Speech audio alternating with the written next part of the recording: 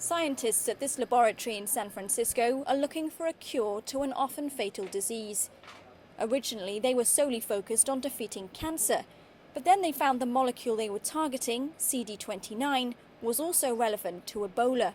Viruses are basically like zombies.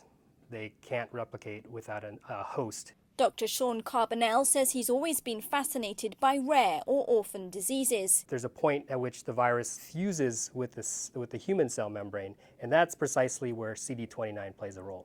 So by blocking that, the virus can't inject its RNA into the human cell. OncoSynergy says it has dramatic data showing its antibody drug, OS2966, can inhibit the spread of ovarian cancer, among other solid cancers. Now tests with Ebola on human cells in culture are underway.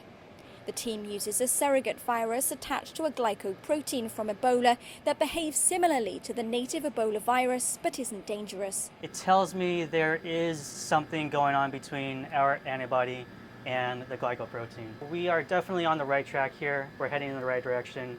OncoSynergy's Ebola research was crowdfunded through experiment.com, a Kickstarter for science. Anyone could pledge money. Carbonell says it's extremely difficult to get biotech financing from the US government. Any source of money is fair game, and the fact is there just isn't enough of it, and there's too much competition. So could asking the crowd become the best way of supporting research into new drugs?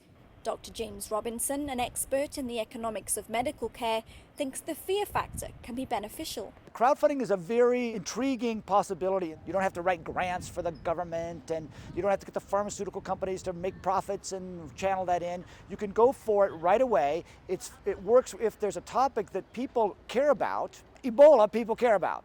Large corporations are now sinking millions of dollars into the fight against Ebola, certain that the investment will pay off.